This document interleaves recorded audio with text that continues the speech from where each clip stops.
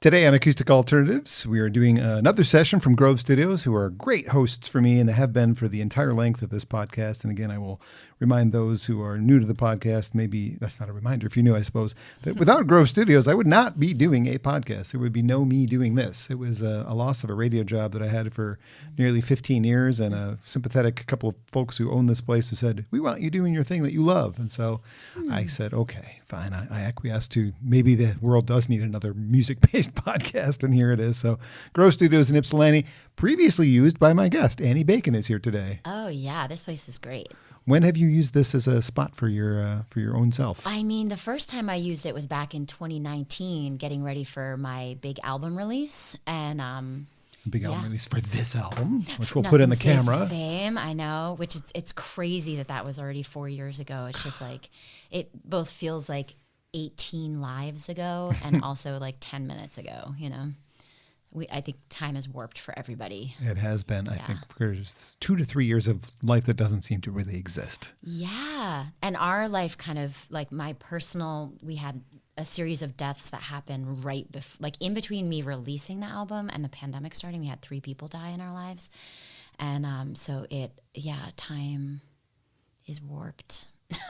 Well, I'm glad to welcome you to the podcast. Currently, you're Ann Arbor based. We will get into some of your back history and where else you've been. Yeah. There have been 3 albums and 3 EPs and a single since you made your musical debut, and you brought a guitar with you. I did. I think it's good to start with the song. Okay. What song would you like to start with?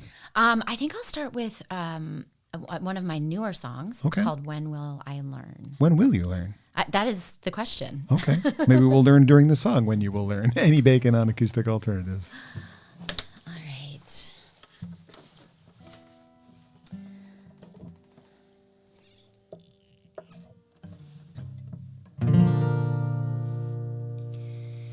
You say you'll be different now, 'cause you've changed. You can see it now, that you will burn like you always do. You never learn, you never do. But okay, I'll try again. I'll lean in, give you a chance again. You will burn like you always do. I never learn, I never do. You can't change what you are. You're a dying star.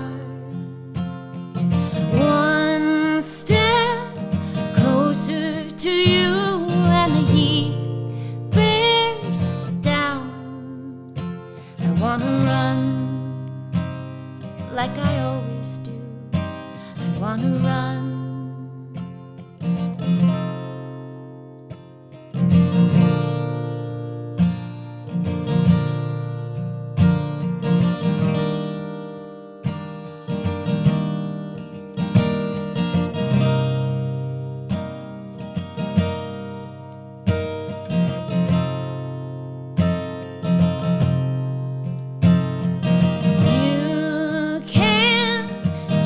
What you are, you're a dying star.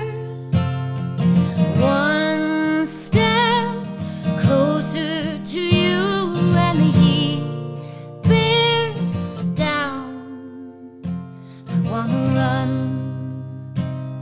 like I always do. I wanna run.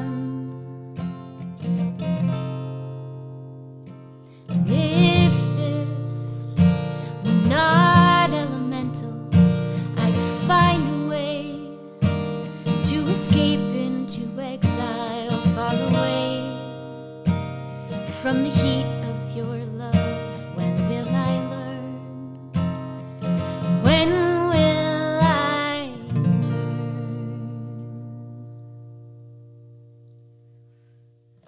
Nice. Classic sounding music there from Annie Bacon on Acoustic Alternatives, one of the songs that has yet to be released, correct? Yet to be released. From a forthcoming album?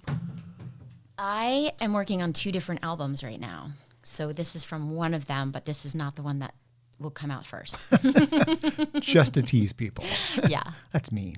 But Oh, no. sorry. No, that's okay. I know. Just I was kidding. thinking, I was like, maybe I should put it on both of them because the other one is like actually like a real departure from my sound. That the song that is on the album that's on. I'm sorry. It's sort of like has a lot of electronic influence on it, so it's like electro folk. But that song I feel like could kind of live on both of the albums. So I'm like, maybe I should just have two versions I of think it. that would be okay. I like that version, and I don't know the other version, but I mean, I can kind of imagine it with some electro stuff in it. Yeah. Abigail Stauffer did a bit of that on one of her albums where she incorporated some electro stuff, and it was really nice. cool. Yeah. A duet that she did with Chris DuPont that has this like I very need to hear otherworldly. that. Yeah, you do. It's from a few albums ago. But Cool. we could talk about that another time because this is about you. It's about me. So, backstory for you: you started in New England. Yeah. So, take me on a journey from New England to California to Michigan. Okay. Tell me a little bit about young you. Wow, what a question. I'm going to tell you a story. Okay, so first of all, I was born in Maine, but then right after I was born, my parents left. My father was he was in school when I was born, and then he was going to grad school in upstate New York. And so my first 5 years, we kind of bounced around a bunch of places, but ended up back in Maine. So that's where I was raised, my childhood. But when people ask me, where did you grow up? I'm like, well, it depends on how you define grow up. The formative years, I think, is what people mean. Like, where did you become you? Because when you're Well, that's the thing, 0 to right? 5, you're a little bit you, but you don't really become you until you're 11, 12, 13, right? Well, I kind of feel like I became me in California. Okay. That makes And sense. I didn't move there till I was 22. Oh, my goodness. So, Okay. yeah, so I went to school in upstate New York, actually the same town that my dad went to grad school in, different school, Ithaca, New York. And then after college, I had a friend who was moving to the Bay Area, and she wanted me to come with her, but I was like, I can't make plans. I got to be free. And then about a week before graduation, my grandfather, who had been dead about 10 years at that point, came to me in a dream, and he said, go to California. And it was one of those kinds of dreams that you don't say no to. You can't ignore that. No one else was telling you that. Yeah, and I had never even been there. And I moved there with like $75 and a credit card and a car. I mean, it's just so dumb in retrospect, Kind you know? of. Yeah. I would have never done that. Yeah, it was pretty dumb. But it was great too. You know, I moved there with my best friend in the world, and we just, a beautiful life ensued. So I was out there for 17 years. But the thing I want to tell you about a young me is a memory that actually popped up recently. So my dad was one of the people who passed away not long after the album came out. And this really, so it took about 30 seconds into this podcast before I started talking about death. And that's like, It's maybe consumed you lately. that's been a big part of my life. And so anyway, one of the gifts that can kind of pop up out of nowhere after someone dies, as you probably know, is like when suddenly a memory comes from nowhere and you're like, oh yeah. And it's just such a treasure. And I had this one the other day of being probably, 8 or 9. And I'm one of 4 kids. And we had this Aries K, this god-awful, ugly car. But it's like what we had. And it was like a bucket seat in the front, or like a bench seat in the front and a bench in the back. So my parents and my baby sister were up front, right? So that sets your time That sounds period. safe. So the baby sister, like not even in a car seat. And then the other 3 kids were in the back. And I remember everybody passed out. We were driving down to Rhode Island. Everyone passed out. And I sang the entire 2 hours. And my dad never turned on the radio. He was like, never put on his audiobook. He never said a word. He just let my little head tipped against the window, just singing song after song, one after the other. And like, I think about that as a parent now, the kind of patience that it takes to just let your kid just do that. Be that, Yeah, it's just such a sweet memory. So that's beautiful. Yeah. What kind of stuff were you singing then? Who knows? God. I hope you do, 'cause I wasn't 9 there. years old. I come from like a big Irish family, and there was a lot of, a lot of songs like, we were sailing along on Moonlight Bay, on Moonlight Bay. Remember those ones? Mm-hmm. Yeah, so probably that kind of stuff. Because I think that was like before New Kids on the Block. invaded my consciousness. So Something good happened, at least in your life. Yeah.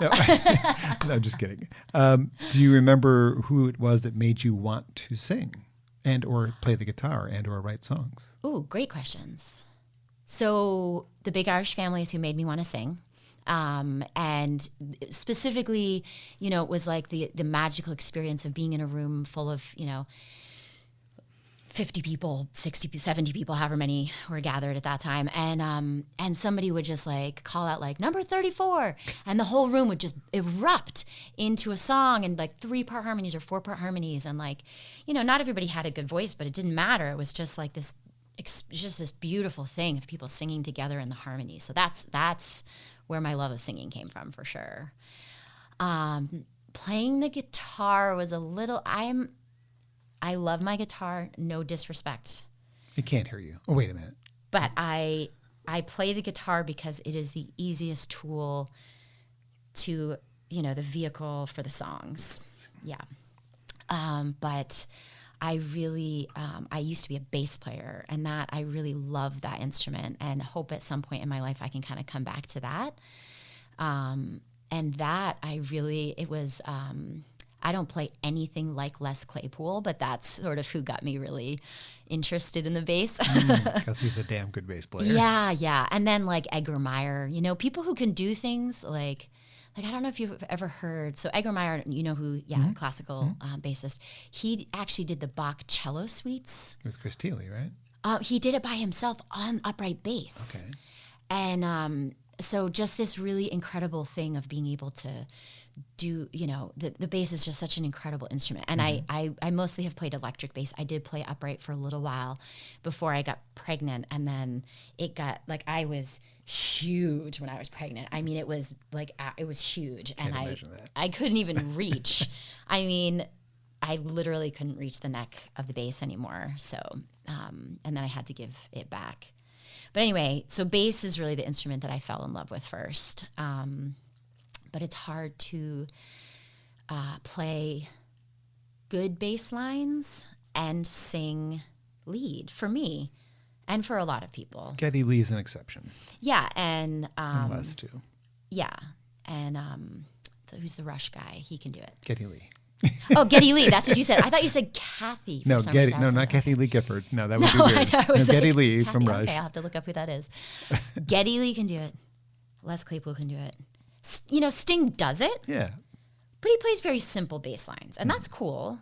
But I would rather have a really good bass player in my band who can play beautiful bass lines. And McCartney. Yeah. Yeah, or my friend Paul DeFiglia, who plays bass in a bunch of this album and is who I'm recording with when I go down to record the album that song's not on. Very good. But yeah, who was my songwriting? Who made me fall in love with songwriting was your other question, right? Yes. So the first record that I bought with my own money was Tom Petty, Wildflowers, which I really loved. But I think my first real love of songs was Cat Stevens. And a friend, he was like on a mixtape, of course, that somebody made. And I was like, who's that? And Father and Son was the song. And that, I mean, it's just a masterful song. Yeah, I don't think you need me to say more about that. No, probably not. Yeah. So while you were developing your young self in high school, did you get yourself involved in like musicals, or were you just a student? Yeah, I did lots. I did musicals. I was in a band called Venus, and we had some like really sick 3-part harmonies, and like we really played with like dissonance, and we like in retrospect, I'm like really impressed by us. I wish we had some recordings. There was a recording. We went into a studio, but I'm like, because I found a like piece of paper from the guy who we recorded with. He wrote us this letter afterwards. I am just like, I guess we're on a podcast, so it's okay if I'm rambling, right? Yeah, of course. Okay. I found recently this letter from him from when we were in high school, thanking us for being a good influence on his daughter. And I didn't even remember that we had gone into a studio. So I was like, oh, who has those recordings? Anyway, but that was Venus. my friends Nicole and Stephanie. And I was in all the musicals, and I thought that musicals was going to be my path in my life. And then, being the third of 4 kids, when it was time to go to college, I basically had to just go wherever they gave me the most, money. Yeah. So I got into Ithaca College, and they were like, you didn't get into our musical theater program because like 8 people get into that, but pick another major and you can come here and we'll give you a bunch of grants. And so I picked politics, which seemed close, acting, politics is what I was about politics as a musician. Yeah. But it actually ended up being amazing because it taught me how to think and how to learn, and gave me so much to write about. So rather than just like learning how to pretend to be somebody else, I learned how to be myself and how to connect more deeply to humans. And so that was really my angle with politics, was like a study of like human connections and human power. And there you go. Yeah. Well, as I was researching and listening and reading other interviews that have been done with you, I found the musical soft rock Tom Waits Pink Floyd Alt J as part of your that's kind of a weird arc. I mean, Tom Waits could almost be soft rock, depending on what you're thinking of Tom. But I mean, that is kind of weird. Though if you listen to all of these 3 CDs, which is what I've been having in my car for the last couple of weeks, it's you don't necessarily hear those things, but you do hear a variety of sounds like I just described. So today, this one is a little bit more what you were doing a moment ago. Yeah. More that singer-songwriter where we kind of have this beautiful scene in Michigan, as you've discovered since you moved here. Yes. It fits neatly into that. I'm not sure that these neatly fit into the singer-songwriter scene. There's a little bit more rock on this one. This one has some French singing on it. Okay. I'm not sure I completely understand who Annie Bacon is until... I mean, maybe you're still trying to define yourself as well as you get farther into your recording career. Yes. I mean, first of all, thank you for saying that, because I really appreciate that. It means that you really have listened to the music, because you hear the seeking that's happening and the shifting and the growing. And I appreciate that. You're welcome. Thank you. I mean, I heard it said once, and I think it's very true for me, that one of the things that's really frustrating about being a new artist is that your taste is here and your skills are here. And so your whole career, you're just trying to get your skills to the place that match your vision. Yeah. So, I think that's what's been happening all along. And always trying to find ways to really bring the vision out of my head. And so each of these is an opportunity, but it also represents a different set of collaborations. Recorded in California, recorded in Michigan, or also recorded in California? That one was actually recorded in a bunch of different places. One song was done here in Michigan, but 7 of them were in Nashville, and a couple of them were in California. A couple of them were kind of sending back and forth, so in multiple places.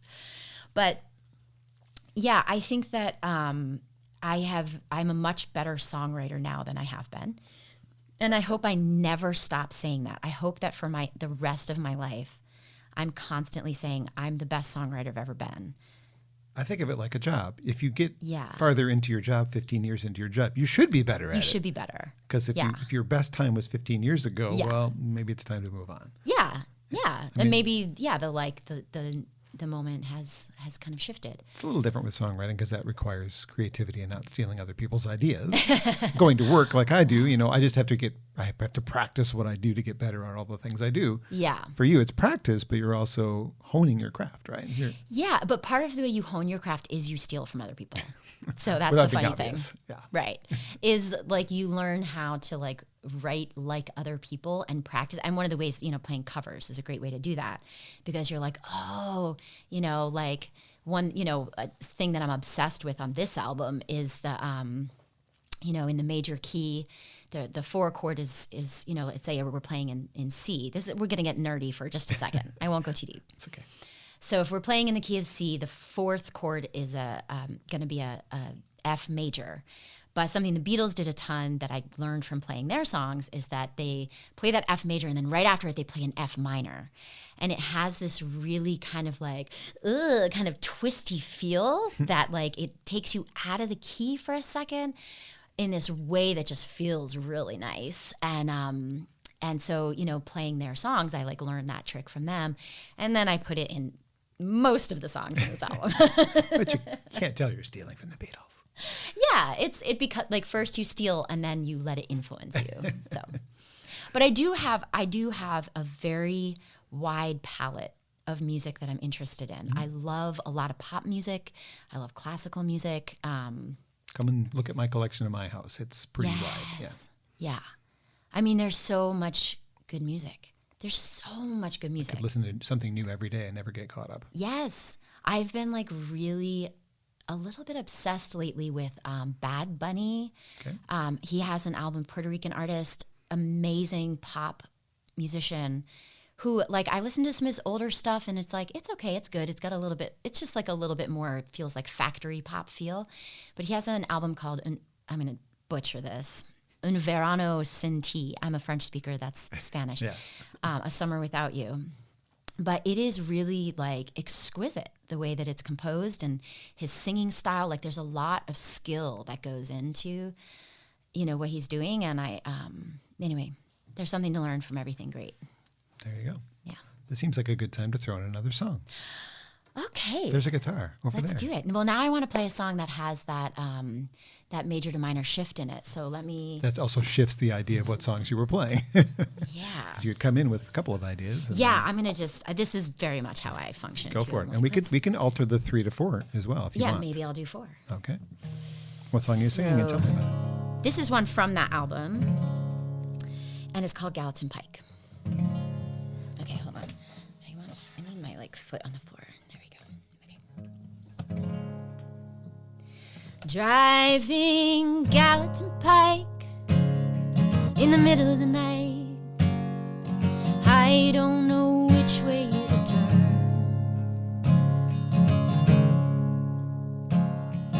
Pawn shops and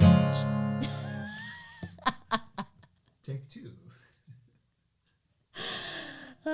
the worst thing that can happen when you're playing a song is that you start thinking. Uh-oh. Thinking is the death of. What were you thinking about? Lyrics? I was thinking if I was going to remember the lyrics, and then thinking about whether I would remember them made me forget them. Start at the beginning. There we go. Driving Gallatin Pike in the middle of the night. I don't know which way to turn. Pawn shops and strip malls, a mirror of my life. I think of the forests I've burned, the hearts I've paved over, the men that I have spurned, an impossible daylight floods parking lots where I'm haunted by so many lessons unlearned. Ghost town veneer of the plans I held dear.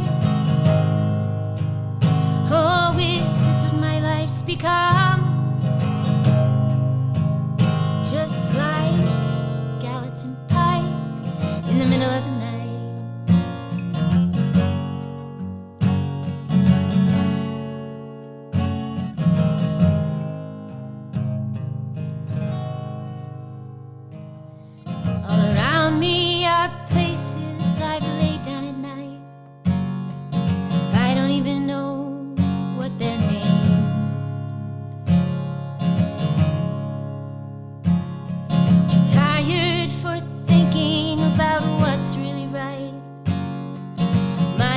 Spitting tires get blamed for the hearts I've paved over, where concrete lays claim, and tomorrow's reflected on both sides from my eyes, in the twisting arms of the neon flame.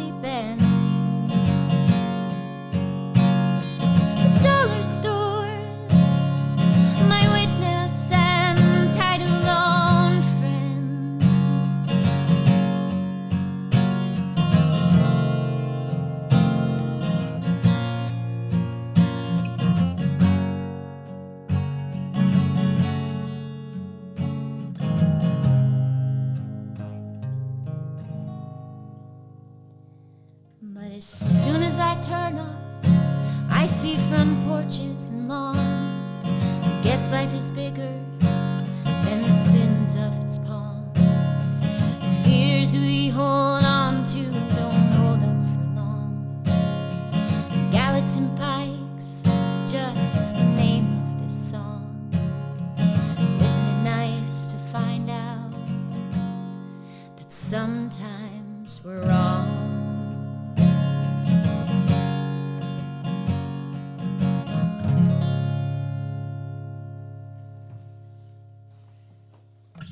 My guest today on Acoustic Alternatives, Annie Bacon, a song you can find on her latest full-length record, Nothing Stays the Same, Gallatin Pike. And we are at Grove Studios. Annie's been here before. I've been here quite a few times. This is the 61st podcast recorded here, I believe. Wow. And they have been excellent hosts, as I mentioned in the beginning. And we do like to tell people their motto is get out of the garage and get into the studio. So if you have like a band or maybe you're a DJ, because there's DJ rooms here as well. I don't think you know that. But if you want to like practice your mixing skills and blast it as loud as you want, no one cares here. It's a warehouse district.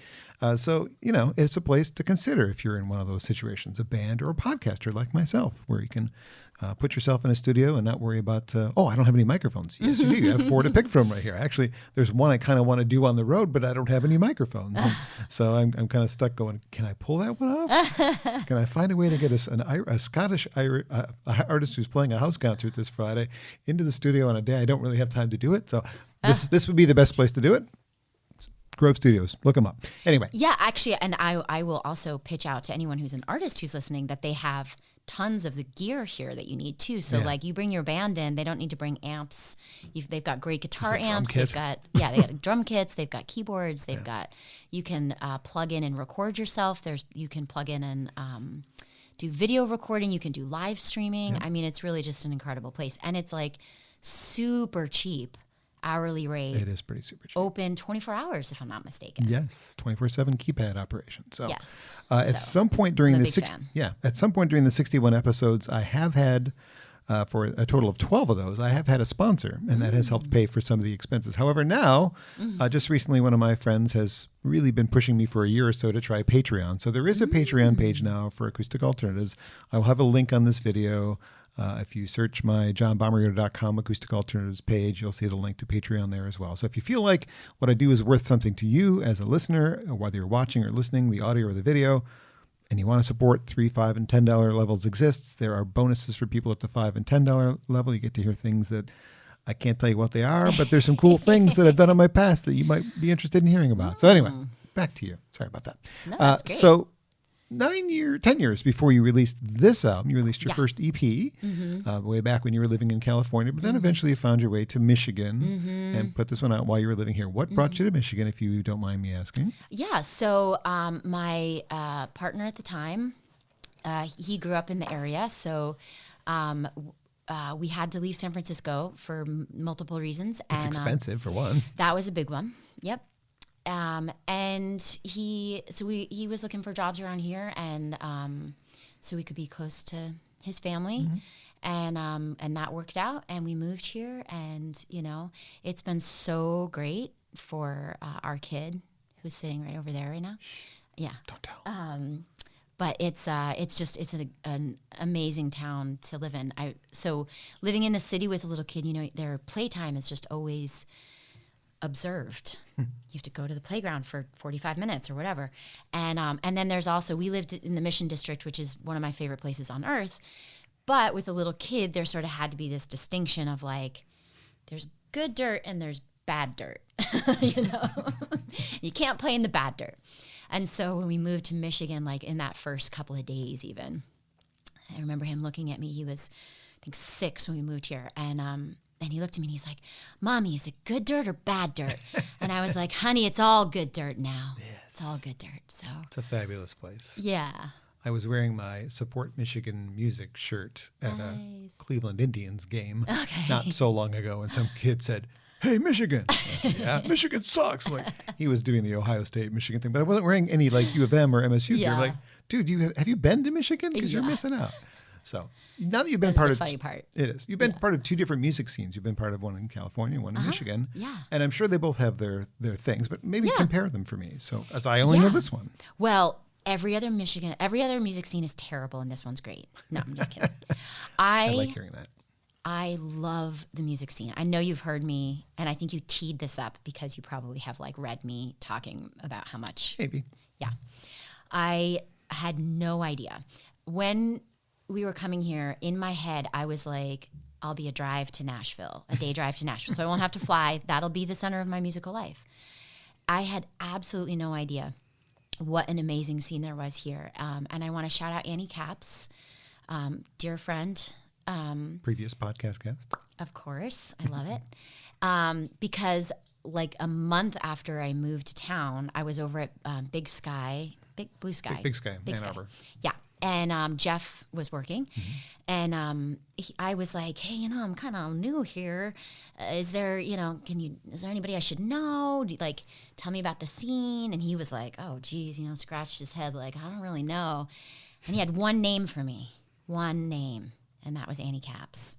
And I was like, man, in retrospect of all the possible people, that Annie Capps is like the center of the musical universe. And I messaged her on Facebook, and I was like, can I take you out for a beverage? And she was like, hell yes. And we met up and we talked for 2 hours, and then she's just like, I'm at Folk Alliance with her, and she's like, meet this person, meet this person, meet this person. So she really was I don't know, what's the right word? She opened the door. She's a connector. She's a incredibly generous.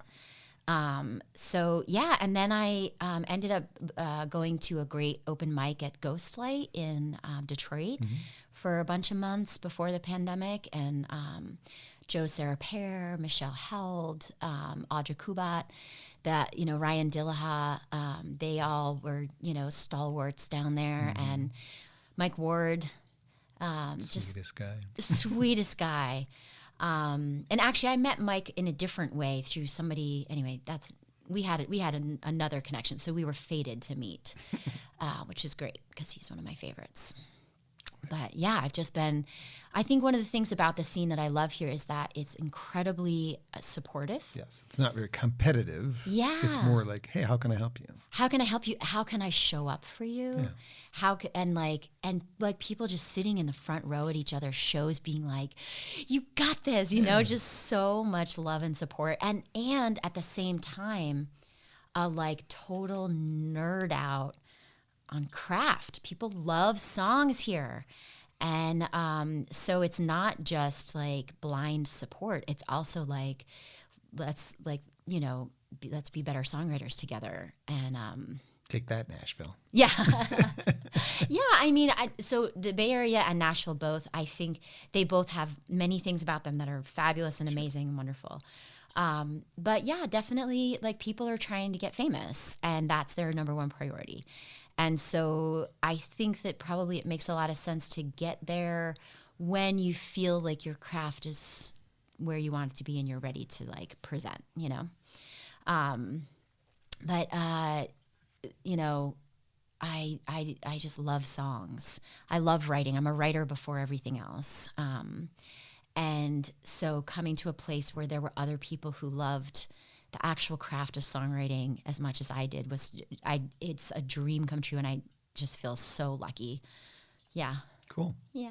Well, that kind of leads into one of the things I wanted to ask you about. Okay. The name of your band is Her Ocean. And I thought to myself, wonder what that means. And my hypothesis is that it's an ocean of people. Yeah. Well, you've not spelled it as ocean. Yeah. Did I get it right? You totally got it right. High five to me. Yeah. Oh, wait. High five across the way. Yeah. So originally when I imagined it, it was the phonetic spelling. So it was going to be O-SH and then the schwa and then an N. But there's no keyboard shortcut for a schwa. And so you had to change which is your the upside down E. And so every time I made a show poster, I had to take a little picture of an E and flip it. And I was like, okay, that's done. I'm not doing that. It also has she in the middle. Oh, she. Okay. Not that all your band members are women, but if they were, that would also work. That would be amazing. I mean, I don't want to throw out any one of the amazing men who have played on these, but No. someday I hope I have an all-female band. That would be great. Yeah, it would. One of the reasons I asked you about whether you were involved in musicals as a high school student is because you yourself have written an opera and the folk opera in 2011. Before that, were you familiar with Jay Steelstra from the Michigan music scene's North Country Opera? I was not. And I wrote my folk opera actually in 2008. Okay. And I have also written a musical recently. I know. Oh, we're getting there. Yes, okay. we are. So the folk opera, that was like a total moment of hubris. I thought I was inventing folk operas, which is really embarrassing to admit No, at not this at point. all, because the first person who does it thinks they're the first person who did it. Well, I also had never played the ukulele. I think it was December I played a ukulele for the first time, and then in January I left on my trip, and I was like, I'm going to write a folk opera on the ukulele while I'm on my journey. And I did, to my credit, but, I look back and I'm like, wow, there's really, there was a lot of hubris. Did you go to the when they redid the North Country Opera at the Ark? They were all sold out by the time I heard about it. I missed it. I'm so sad. It was so good. I I don't know the original, so I went Okay. because, my friends are in it. I see Rochelle's in it and Brad's in it. Okay, oh I my have to God, go. I have to go. love to be there. Yeah, it was great. Yeah. Speaking of mutual friends, Kyle Rasche and you worked on The Keeper. Tell me a little bit about that. Yeah, so The Keeper is, we wrote this musical about the White Shoal Lighthouse, which is a real lighthouse. It's off the coast of Lake Michigan, about 7 miles off the coast. So it's like an isolated, crib lighthouse, they were called, built on these concrete cribs. And Kyle had this idea, and he knew I had written a folk opera, so I think that's why he kind of threw it at me. But when he mentioned it to me, it was like a poltergeist. And it was so I also grew up in a town where there was a lighthouse that had a very strong presence. I grew up on the ocean. And so I've always had a love of lighthouses kind of, in my subconscious. And I was just coming right off of writing my first draft of a novel that I'm working on. And he's like, I can do the music, but I need help with writing the actual scenes in the book and that kind of stuff. And I was like, here's that hubris again. Well, I'm a writer. I can write.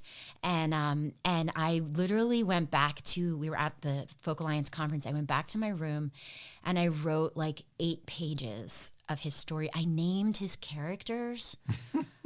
This was an hour after he mentioned the idea to me for the first time. But it was in both cases, I think there's something that happens it's just this you feel that you just get moved by something, and it's if you show up to that moment, then it just kind of happens. And I'm very grateful and lucky that he wasn't what did you just do?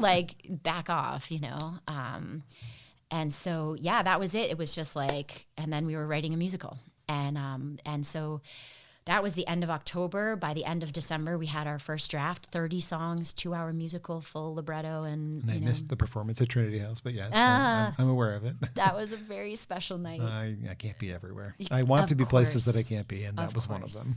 It was very special for us, I think, because the audience was just so generous and loving. And they laughed at all our jokes, and they cried at our brokenhearted moments. And an audience they don't have to do that. And they just really opened their heart to what we made, which was just an incredible gift. So it's out there, it's done, but are you workshopping it? Are you planning on trying to push it into theaters? What do you have any time to work on anything like that with your busy life? Yeah, I know. There's a lot going on. Yeah. So we did a bunch of workshops. We did 4 or 5 workshops kind of in the winter into the spring, and then have been kind of taking a break. But the next step would be to be pitching it to theaters. And we have, some people have generously stepped up to make some connections. So that is what happens next. And on what timeline, I don't know. So I might get to see it at some point. I hope so. Yeah. Me too. Yeah. Well, it's been a very prolific period for you. If you've got that, Yeah. you've got 2 albums coming out, and you also mentioned the book that you're working on. Yeah. Okay, seriously, how do you find time? Yeah. Because I'm looking to my right and your left, and I'm going, that must take up some time too. Yeah. Yeah. I mean, I was very lucky that in 2022, my now ex, then partner, supported me taking a year off of other work. And so I had a year to really kind of focus on writing the book. That was what I did, and the musical in that time. So that really helped when it was like my job. But the honest other answer is that I don't sleep a lot. Oh. Yeah. It doesn't show. You've Yeah.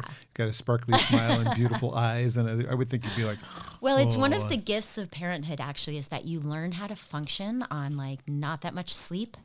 And, like I remember going back to work with a, 10-week-old or 12-week-old, and I was sleeping in like 2-hour spurts still. And I had to like be like present at my job for like, community meetings. And it just kind of teaches you that you're capable of more than you thought you might have been capable of. So my motto lately has been, what else can I do? It seems like you're doing too much already, but it's on you. What is the novel about? The novel is about motherhood and war. It is a sort of intertwining narrative of a young Iraq War veteran recently returned from his second deployment. So that story takes place in 2009. And right before he left on deployment, his mother died. So that's like beginning of the book. I'm not giving anything away there. But it's really a story about grief and learning how to process the loss of a parent, which I was going through at the same time as I was writing this book. But in the context of also having the tremendous burden of having fought a war, and which also, has some, not the war part, but the experience for him also has some positives. So anyway. But intertwined with that is the story of his mother, and her story of motherhood and, motherhood and war. Is it done? I just finished my second draft, which was, which is really feels great. So I'm at the point now where I've got a sort of second round of readers who are going to give me some feedback, and then I'm going to start pitching it to agents. Well, good luck. Yeah, thank you. That's exciting. Yeah. So music, writing, mother. Mm-hmm. Is writing what you do as a day job as well? Do you have a day job? I do have day jobs. I don't feel like you have time for this. 2 part-time day jobs. Okay. Yeah. And a falling child. Yeah. Wonder what the noises are. Yeah. I have. Jeez, Obed. He's okay. I have 2 part-time day jobs. One of them I help a friend run her business. And the other one, I work for a group called the Chamber of Mothers, which is an amazing nonpartisan nonprofit that's advocating for maternal health and childcare and paid leave for families. So I'm a community manager, and I kind of like help run their social media stuff. There you go. Yeah. This would be another time I either say, do we want to do 3 or 4 songs? Okay. It changes my next question. Okay. Do you want to do, if you want to do 3, I know what the next song is. If you want to do 4, we'll save that for the end, I guess. Okay, let's do 3. No, let's do 4, sorry. Okay, so play 4 another song for me. Play the new song. Okay. Or another song, whatever song you want. Yeah, let's do the new one. The new one. All right. Well, as you're getting your guitar on your lap, I'm going to mention there's a Blind Pig show with a full band on August 18th, which is, I guess, largely the reason you decided to go, hey, this would be a great time. Oh, yeah, okay. Because we talked about eventually having you on anyway. So Blind Pig Show is August the 18th. This podcast should be available before and after then. And it's a full band. Who is in the band? So Faye Burns is going to play guitar with me, which is so exciting. And Mark Hugger, another guy who's played in a million bands around, he's playing bass. And then my old bandmates, one of whom is still in California and one of whom is in Austin now, are flying in. So Omar Cuellar is going to play drums with me, and Tal Ariel is going to play keys. Okay. And they're 2 of my dearest friends in existence. So it's very exciting. But yeah, I'm also releasing this song next week. And speaking of death, this song is like, excuse me, this is really a song about grief. And yeah, I don't know. I don't like to say too much about what a song's about. I guess people can kind of have their own thing about it. But the next album that this one is going to be on is it's a lot of songs about loss. And there was a lot lost, and not just me. We all lost a lot. So it's sort of through my eyes of that loss, but hopefully touching on sort of a more universal experience that we have. But this is a grief song.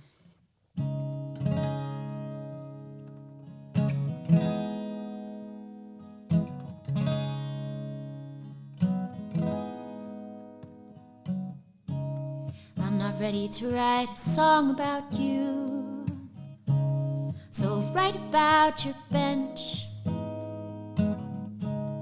on Robert Dollar hiking trail, how I wound the roads of San Rafael without water and forgetting the California heat when the fog is still at bay. I'll write about the dust kicking clouds around my base and the manzanita trees grown scrubby in the drought.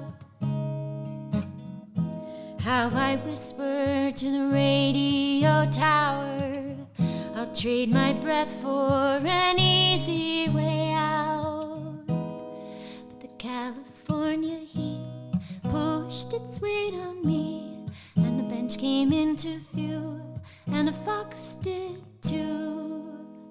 He hopped the path in front of me, and he hid behind a cottonwood tree.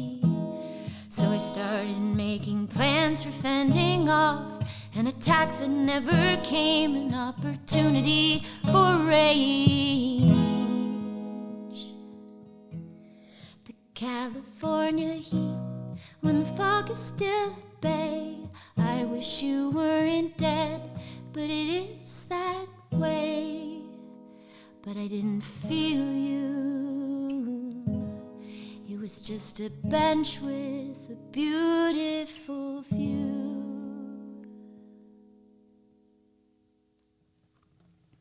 Beautiful song. As we keep the guitar handy. California Heat. Annie Bacon is the guest today on Acoustic Alternatives, and a song from a forthcoming album. 2 albums coming out. It'll be on one of the 2. Yeah, and that song comes out next week. Oh, well, there I'm you go. releasing that one next week. Very good. Yeah. That song and songs from this album makes me wonder how, I imagine you're a lyricist first before music. Mm-hmm.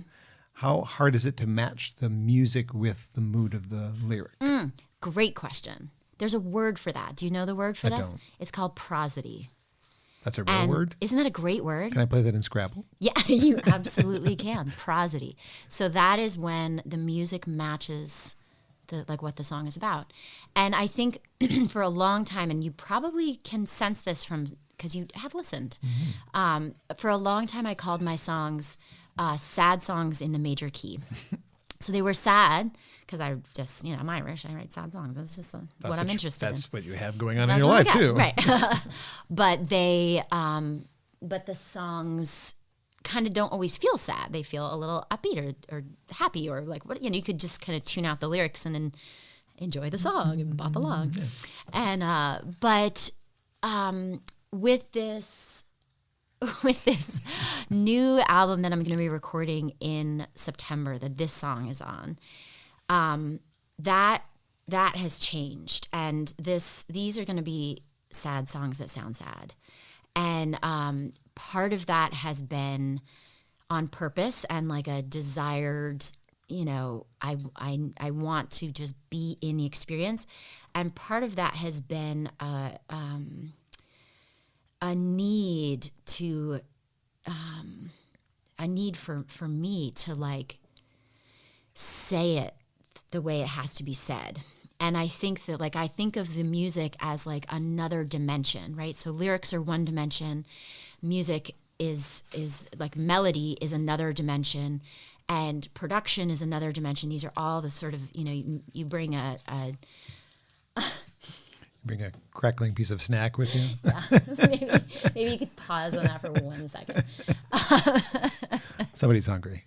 It's seaweed. Seaweed's really loud. Who knew? I guess. Can you wait, please? Thank you. Yeah, this is okay. being a mom, right? Yep.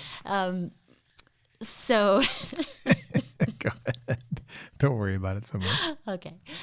So there's these multiple dimensions that you have to work with. And I think that on some level in the past, I have felt like other people needed me to not be as sad as I felt.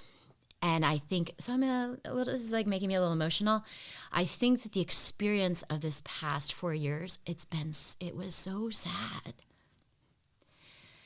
And in order to say what I need to say, it just has to be sad. Yeah. Yeah. So. Well, I was listening to this record, the Yeah. newest of the records, when you sent me the 3, Nothing Stays the Same. Yeah. And I sent you a little message. I really just wanted to give you a hug after listening to that record. I mean, it was like, there's so much emotion there. I'm sorry that you've gone Yeah. through so much that makes you write that kind of song. A song like California Heat, which is obviously about the loss of a friend. Yeah. That's just a lot to go through. But music, I mean, you probably know this because you're a music consumer as much as you are a player, but Yeah. it can provide a service to people to make them feel less alone. Like somebody Yes. else has gone through what I've gone through. Yeah. And I thank you as a music listener who doesn't know how to play music, that, you know, sometimes you and your kind are writing my heart for me. Like you're giving me validation that what I'm feeling is not, I'm not alone. Oh, thank you So, for saying that. No, you're welcome.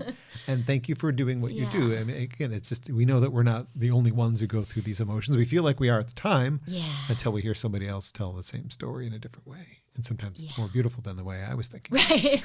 Well, and also like I think sometimes because sometimes I'm like, you know, I don't know.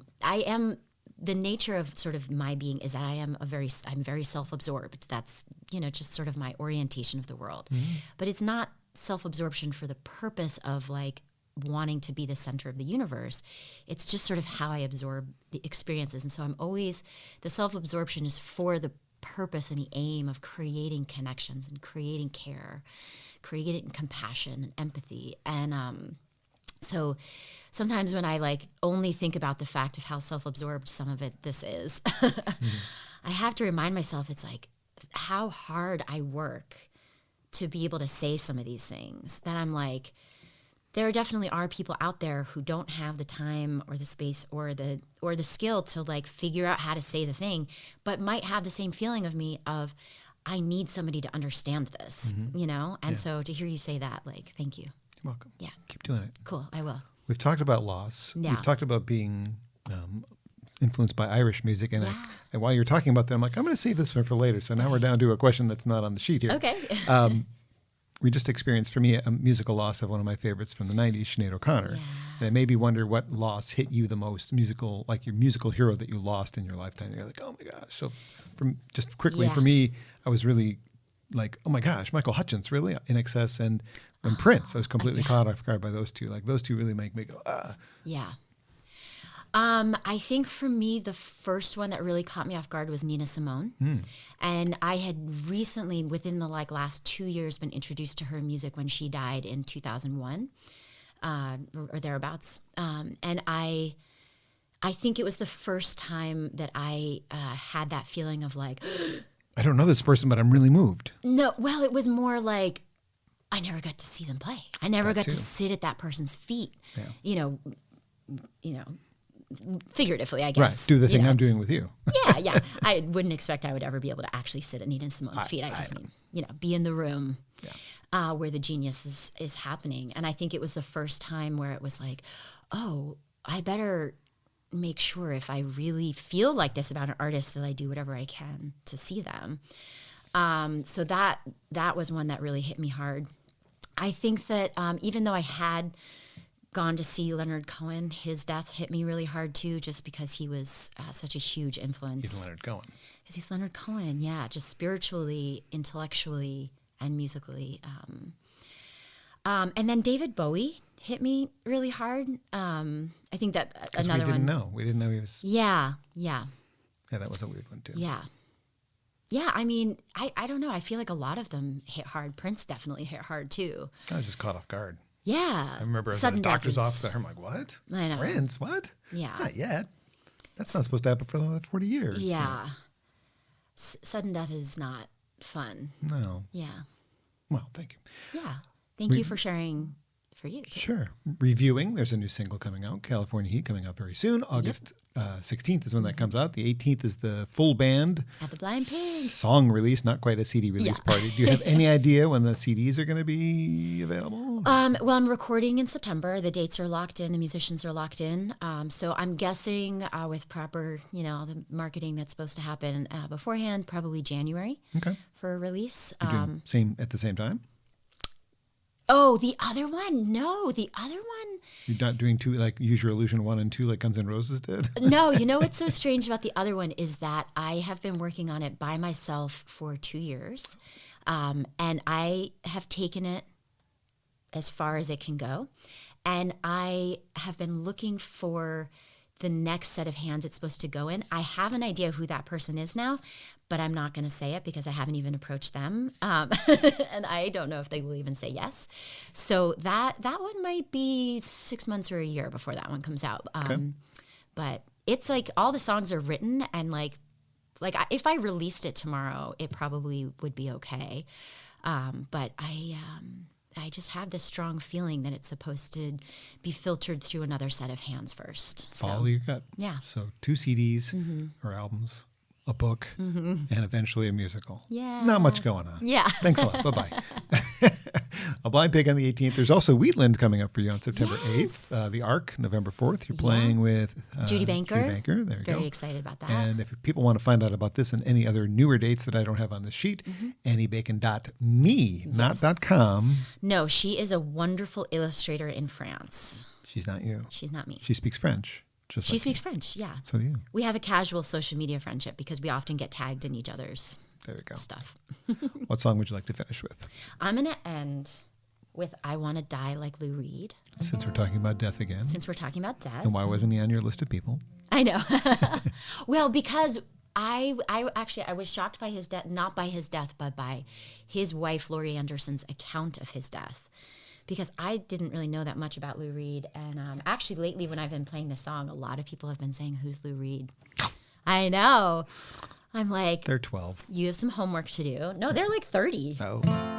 Yeah. I was like, you got some homework. But yeah, he died of liver disease, which sounds horrible. But his moment of death, which his wife, Laurie Anderson, wrote about in Rolling Stone, is an incredible account. And it's absolutely the way I want to die. But I was like, how did he get to die this death? And I've learned a lot about him since then in the sort of spiritual journey that he's been on. And there's a lot to learn from the path that he's been on. And but this song was written before I knew that. Sort of my own longing for a good death. Yeah. Are you ready? Okay.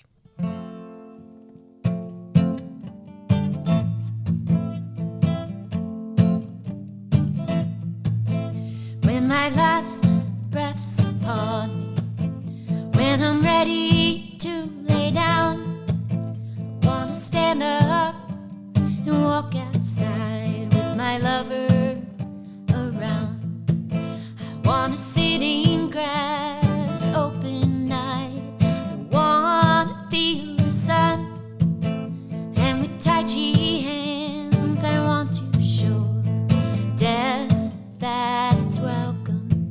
I wanna die like Lou Reed died, flying to the sun. He was goddamn lucky to be alive when his dying time had come.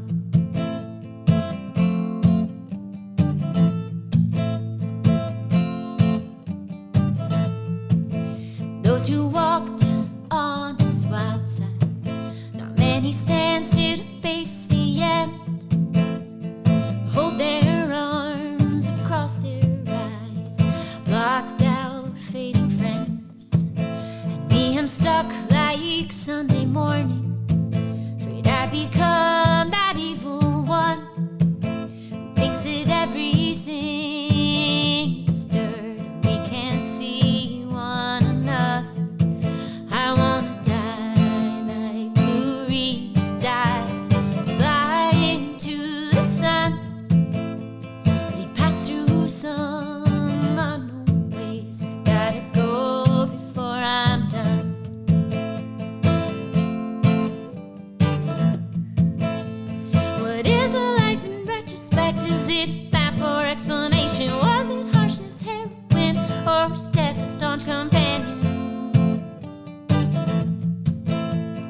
What is a life in retrospect?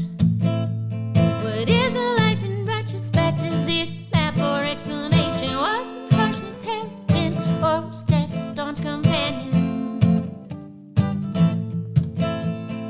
Or was death a staunch companion? I wanna die like Lou Reed died, fly into the blue.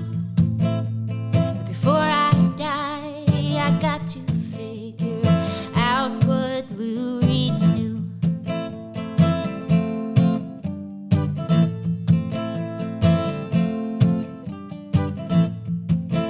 When my last breath's upon me, when I'm ready to lay down, I wanna stand up and walk outside with my lover around. I wanna sit in grass open night. I wanna feel the sun. And with tai chi hands I want to show. And with tai chi hands I want to show. And with tai chi hands I want to show death that it's welcome.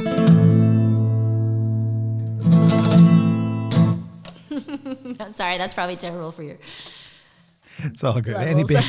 Annie Bacon is my guest today, has been my guest today on Acoustic Alternatives from Grove Studios. Please look them up if you're looking for a place to practice or do a podcast or have your DJ skills honed louder than you can do at home. I don't have their address memorized, which is strange because I've said it, 120, 180 times. JohnBommarito.com if you want to find out more about how to sponsor or be a Patreon on my Patreon page or follow the other things that I do, whether you need a mobile disc jockey or whatever, or AnnieBacon.me to find out about Annie Bacon, who has been my guest today. And I wonder if Annie has, like I do, a list of songs that I want played at my funeral. Oh, that is such a great question. No, but I'm sure if you gave me 10 minutes, I could come up with that Well, we list. don't have 10 minutes. Tell me later. John, thank you so much. This was really a wonderful Thank conversation. you for the performance. It was nice to see Appreciate you. like stripped down and the acoustic like this. This is a great way to experience your music. Thank And you. people can do that not at the full band show August 18th. However, I bet you're doing a solo show.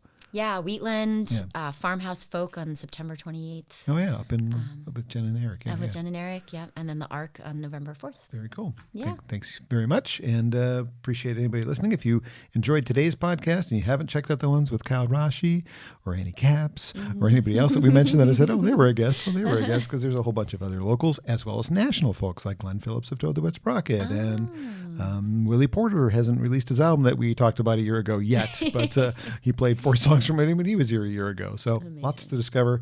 And thanks for being a supporter.